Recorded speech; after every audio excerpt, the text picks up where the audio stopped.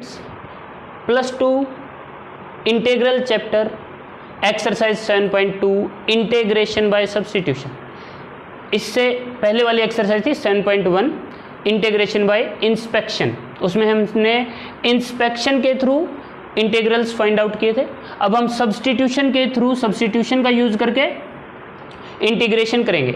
Substitute कैसे करना है उसका बेसिक कंसेप्ट मैं तुम्हें बता देता हूं, उसके बाद हम सम पे आएंगे। एक्सरसाइज के जो टिपिकल सम है वो भी समझाने की कोशिश करूंगा। पहले ये समझो कि हमने सब्स्टिट्यूट कैसे करना है। हमें जो दिया होगा इंटीग्रेंड, उसमें सपोज x में हमें दे रखा है, जिस फंक्शन को मैंने इंटीग्रेट करना है वो सपोज fx है। fx को अगर मैं t पुट कर दूं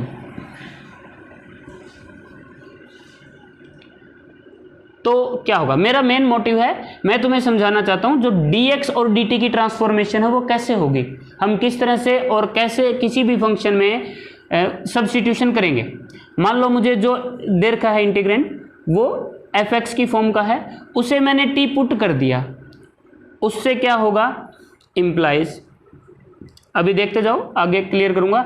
इसको मैंने डिफरेंशिएट किया। डिफरेंशिएट हम किसी के भी विद रिस्पेक्ट टू कर सकते हैं, दोनों तरीके से तुम्हें बता देता हूं। हम इसे विद रिस्पेक्ट टू x भी कर सकते हैं इस पूरी इक्वेशन को, और विद रिस्पेक्ट टू t भी कर सकते हैं। सपोज मैं विद रिस्पेक्ट टू x करता हूं इसे डिफरेंशिएट। fx का differentiation with respect to x हमें पता है f डैश x होता है, and that is equal to, अगर मैं t को डिफरेंशिएट करूं विद रिस्पेक्ट टू x तो होगा dt अपॉन dx। ये बात सभी को पता है। मैं dx को इधर ले आता हूं, f dash x is equal two into dx, ये dx इधर आके मल्टीप्लाई में हो गया, इज इक्वल टू dt। से साफ साफ लिख देते हैं dx। मेरे जो मोस्टली क्वेश्चन है 7.2 एक्सरसाइज के, उसमें तुम्हें जो क्वेश्चन में स्टेटमेंट दे रखी है वो 99% किस फॉर्म की मिलेगी। सब्स्टिट्यूशन वाले सभी सम में तुम्हें मिलेगा fx into f dash x, साथ में कोई कांस्टेंट हो सकता है, इंटू dx, इसके इंटीग्रेशन का सम आएगा। तो मैं इसी फॉर्म को प्रॉपर तुम्हें दिखाता हूं कैसे हम ट्रांसफॉर्म करते हैं। मैं यहां तक पहुंच गया था, f dash x into d x D T है। उस फॉर्म के लिए मैं दोनों तरफ एफ एक्स से मल्टीप्लाई कर देता हूं, F x into f dash x into d x is equal to f x की इधर भी मल्टीप्लाई होकर ये आ गया f x into d t. दोनों तरफ इंटीग्रेशन कर दी, integration of f x into f dash x into d x is equal to integration of f x, मैंने स्टार्टिंग में ही t माना था, एफ एक्स की जगह t पुट कर दो, इंटू में डी टी। तो ये पूरी मेरी फॉर्म जो है वो integration of t into d T में कन्वर्ट होगी। dx को भी मैंने dt में कन्वर्ट कर लिया और मैंने बाकी ये जो पार्ट था उसे t में कन्वर्ट कर लिया। t का इजीली हम इंटीग्रेशन फाइंड आउट कर सकते हैं। ये हमेशा ऐसा ही मिलेगा हमें जिसकी हम इंटीग्रेशन इजीली फाइंड आउट कर सकें।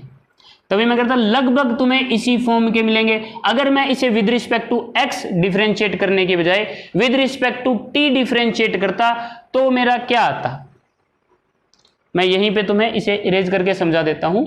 तो क्या होता है, एफ एक्स को अगर मैं डिफरेंशिएट कर रहा हूं F X is equal to T को विद रिस्पेक्ट टू टी, फिर भी हम इसी पोजीशन में होते जिसमें हम with respect to X differentiate करके पहुंचे हैं।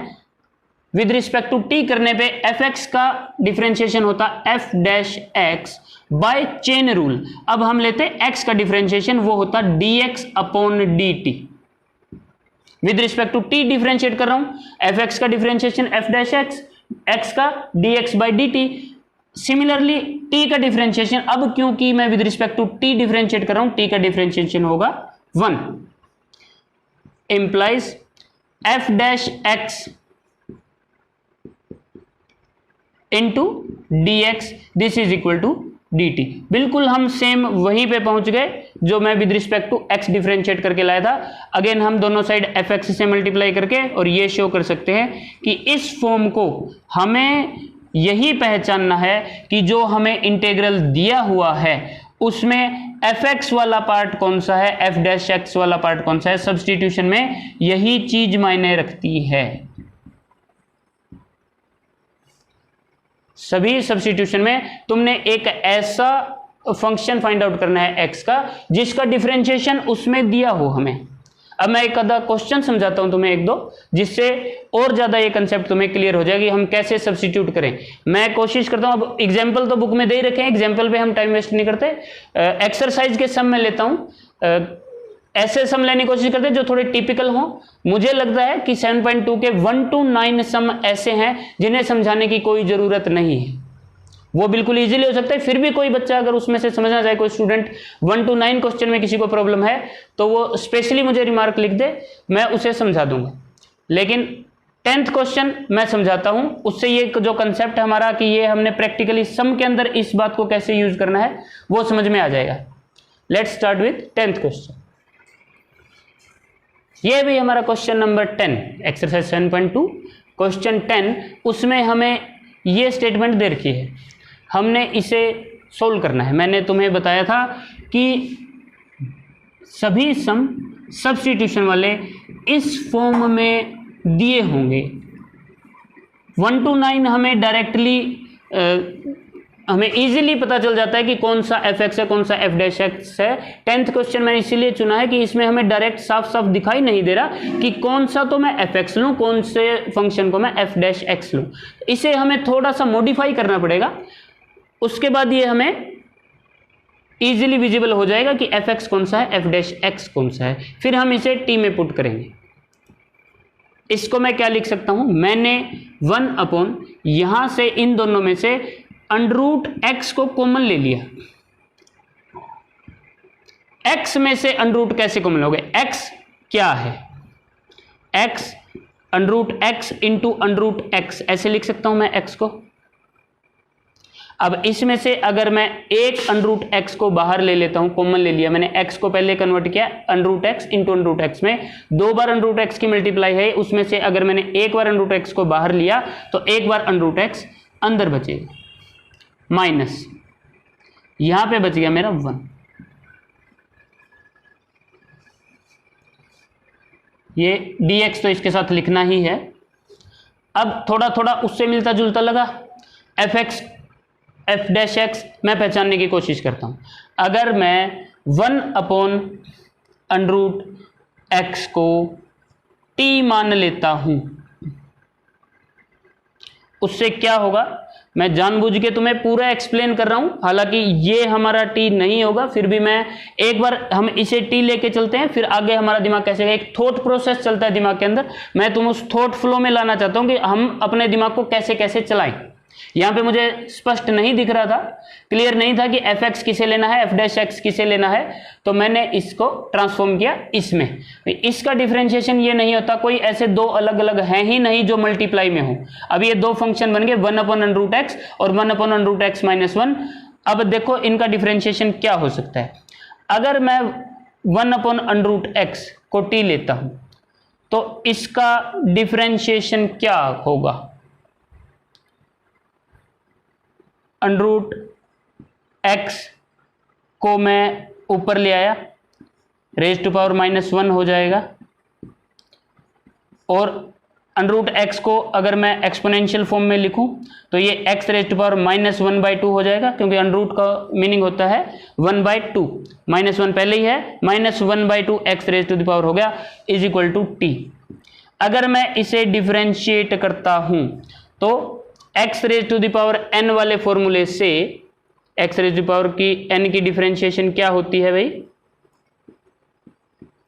सभी को पता है, n into X raise to power n minus 1। इस फॉर्मूले से इसे करूं तो ये मेरा n होगा minus 1/2 into X raise to the power minus 1/2 minus 1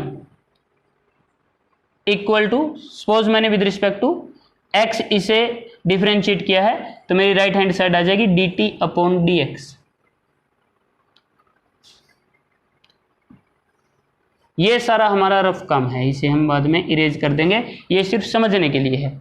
अब और थोड़ा सा सोल्व किया, -1/2 x raise to the power -½ and -1 -3/2 is equal to dt upon dx। dx को मैं इधर भी ले आऊंगा तो मेरा x raise to power -3/2 type का एक फंक्शन आ जाता है जो यहां पे नहीं दे रखा। यानी कि मेरा ये मानना कि 1/√x इक्वल टू t गलत है, ऐसे नहीं होगा ये। तो फिर मैं किसे लूं? पहले इस सब को हटाओ, शुरू से शुरू करते हैं।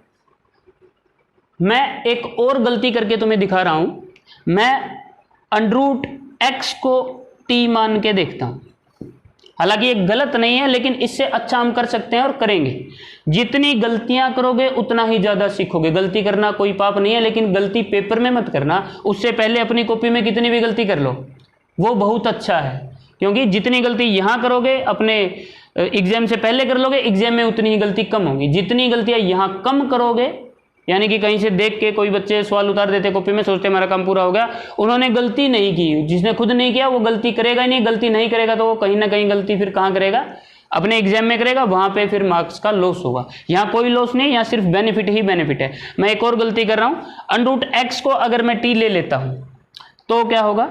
यहां से हमें पता चलेगा कि हमारा सही स्टेप क्या होगा।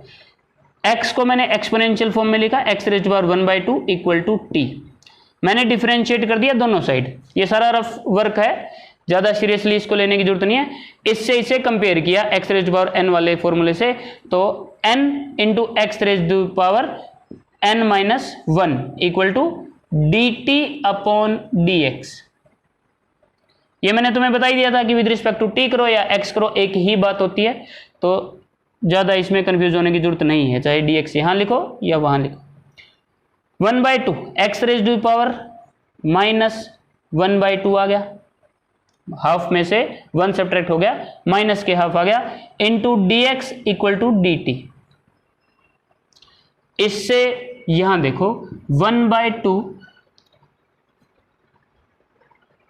1/√x इसे मैं लिख सकता हूं, माइनस की पावर है तो मैंने इसे डिनोमिनेटर में ले लिया उसको पॉजिटिव करने के लिए। 1/2 पावर का मीन्स है √, तो 1/2√x dx is equal to dt।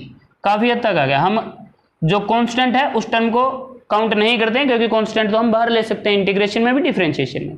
अब 1/√x, अगर मैं √x को t लेता हूं, इसे t पुट कर दूं, तो मेरा f' वाला हिस्सा जो है वो 1/√x dx आ जाएगा। 1/√-1 है, √x -1 है, अकेला √x से काम नहीं चलेगा। मैं हल्की सी मॉडिफिकेशन कर लेता हूं, मैं इसको t लेने की बजाय अगर मैं √x -1 को t ले लूं तो क्या फर्क पड़ेगा? कोई भी फर्क नहीं पड़ेगा, क्योंकि जब मैं इसे डिफरेंशिएट करूंगा √x का डिफरेंशिएशन ही होगा, -1 का डिफरेंशिएशन तो 0 हो जाएगा। तो बाकी सारी चीज वही रहेंगी। अगर मैं √x -1 t ले लूं तो मेरा काम छोटा हो जाएगा। ये भी प्रोसेस गलत नहीं है, ये थोड़ा सा लेंथी पड़ जाएगा, हमें एक बार फिर से इसमें सब्स्टिट्यूशन करनी पड़ेगी, क्योंकि ये फिर मेरा आएगा t-1 को सोल्व करने के लिए मुझे फिर से सब्स्टिट्यूशन करनी पड़ेगी। उससे बेटर है कि मैं पहले ही इसे t रख दूं। इसको t रखने से इसका डिफरेंशिएट कर रहा हूं मैं सीधा, बाकी सारा काम वही है। x रेज़ टू पावर 1/2 है ये, इसका डिफरेंशिएशन होगा 1/2 x रेज़ टू पावर -1/2। -1 का डिफरेंशिएशन 0 है, equal to dt upon dx। dx को इधर ले आएंगे तो मेरा हो गया 1/2 x raise to power -1/2 dx equal to dt, या इसको अगर मैं √ की फॉर्म में कन्वर्ट करूं तो 1/2 into 1/√x dx equal to dt। इसको भूल जाओ, इसको इजीली हम रिमूव कर सकते हैं। 1/√x dx, मैंने इस पार्ट को मैंने fx लिया, तो ये पार्ट 1/√x √x 1/2 भी है साथ में, ये पार्ट इसके साथ मेरा f'(x) dx बन जाएगा, ये वाला पार्ट ये बन रहा है। यहां से मैं इसको देखो 2 को यहीं पे उधर ले जाओ, 1/√x dx, 2 जो डिनोमिनेटर में है यहां पे आगे न्यूमिनेटर में आ जाएगा, 2 × dt आ जाएगा ये। तो ये प्लस ये दोनों मिलके ये आ जाएगा भी 2 × dt, और ये मेरा t आ जाएगा। मेरा जो सोल्व करने का प्रोसेस है इसका बहुत ही इजी हो जाएगा अगर मैं √x - 1 को t लेता हूं तो। इस तरीके से भी तुम कर सकते हो, पहले ही बता रहा हूं थोड़ा सा लेंथी होगा। अब हम रिस्टार्ट करते हैं यहां से, वो याद रखना यहां पे थे हम, मैंने वो भी रेज नहीं किया है। यहां से आगे हम क्या करेंगे, लेट √x - 1 = t, जैसा भी समझाया था। दिस इंप्लाइज, अब हम डायरेक्ट वो लिख देंगे, इसको t मानने से हमने पूरा सोल्व करके क्या निकाला था कि 1/√x × dx = 2 dt। ये सारी वैल्यूज हम इसमें रिप्लेस कर देंगे। Therefore integration of 1/√x × √x - 1 dx will be equal to integration of, ये जो 1/√x - 1 ये वाला जो पार्ट है इसकी जगह मैं 1/t लिख दूंगा, 1/t, क्योंकि t से माना था मैंने, ये डिनोमिनेटर में है तो 1/t तो ये आ गया, और 1/√x dx इसकी वैल्यू मैंने निकाली थी 2 dt, 2 × dt, ये रहा 1/√x dx मैंने निकाला था 2 dt। यहां से इसको रिप्लेस कर दिया। यहां से नेक्स्ट स्टेप हम लिखते हैं, इसको मैं थोड़ा सा सिंप्लीफाई करके लिख दूं, 1/t, 2 जो है वो मैं कॉमन ले लेता हूं, बाहर लिख दिया मैंने, इंटू dt। अब मैंने इंटीग्रेशन फाइंड आउट करना 1/t का। पेज नंबर 291 पे rule number 15 NCERT book, rule क्या है मैं यहां पे फिर से एक बार तुम्हारे लिए लिख देता हूं।